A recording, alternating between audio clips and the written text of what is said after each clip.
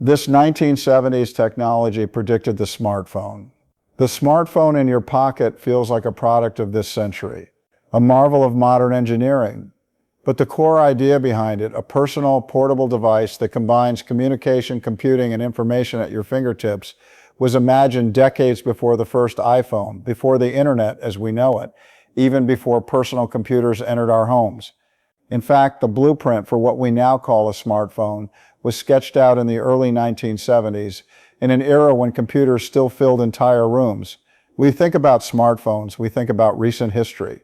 Touchscreens that respond to our fingers, instant access to communication, apps that organize our lives, cameras, calendars, maps, and messages, all contained in a device that weighs less than a paperback book.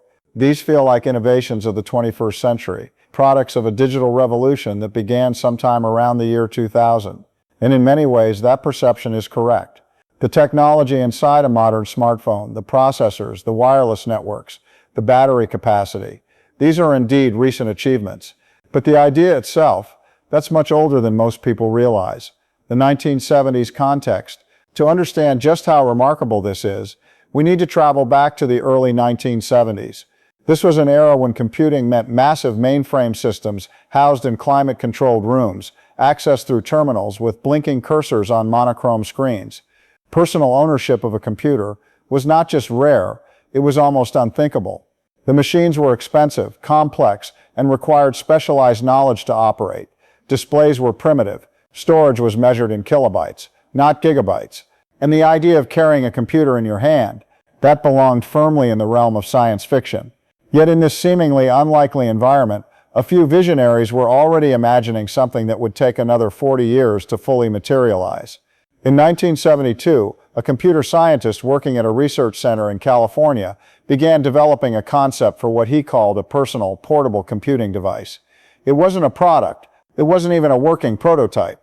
It was a vision, a detailed, carefully considered proposal for a machine that would be small enough to carry, powerful enough to handle complex tasks, and simple enough for anyone to use, including children. The concept included a flat, rectangular form factor roughly the size of a notebook. It would have a high-resolution display covering most of its surface. Users would interact directly with the screen, manipulating digital objects as if they were physical items. It would be wireless, capable of connecting to networks and other devices. It would handle text, graphics, and even sound. And most radically, it was imagined as a deeply personal device, something that would belong to an individual, not an institution. What it got right, the conceptual leap here cannot be overstated. At a time when computing was still dominated by punch cards and printouts, this vision anticipated nearly every fundamental characteristic of modern mobile computing. Direct screen interaction, rather than typing commands into a terminal. A graphical interface that made computing intuitive rather than cryptic. The integration of multiple functions.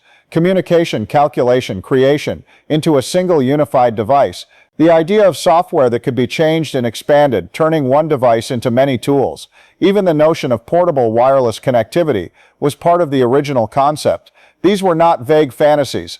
They were specific, technically informed predictions about how computing would eventually need to work if it were ever to become truly personal. Why it failed. The technology required to build such a device simply did not exist and wouldn't for decades. Processors were too large and consumed too much power. Displays capable of high resolution and touch interaction were prohibitively expensive and impractical. Battery technology couldn't support portable operation for more than minutes. Memory and storage were orders of magnitude too limited and too costly. The wireless networks needed to connect these devices didn't exist. Perhaps most importantly, the entire computing infrastructure, the software, the standards, the ecosystems hadn't been developed. The vision was technically sound, but the world of 1972 lacked every single component necessary to make it real. It wasn't a failure of imagination. It was a matter of timing, the idea that refused to die. Yet the concept didn't disappear. Throughout the late 70s and 80s, it circulated quietly through research laboratories and academic circles.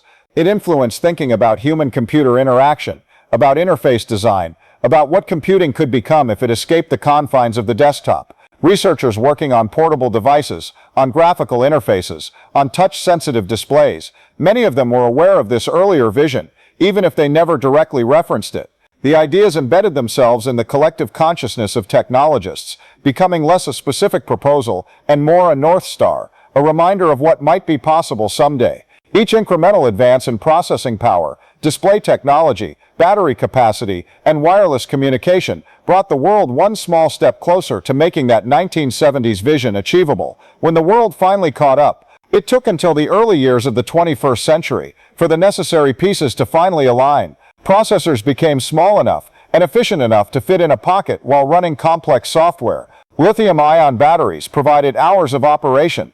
Touch-sensitive displays became affordable and responsive. Wireless networks matured to the point where constant connectivity became practical. Manufacturing techniques improved enough to produce these devices at scale. And perhaps just as importantly, society itself had changed. A generation had grown up with computers. The cultural readiness for a deeply personal computing device now existed. When smartphones finally arrived, they weren't really a sudden invention. They were the culmination of decades of convergent development. The moment when a vision from the 1970s finally found the technological and cultural conditions it needed to exist. This story invites us to reconsider how we think about innovation. We tend to celebrate the moment when a technology appears in our hands, treating it as the birth of an idea.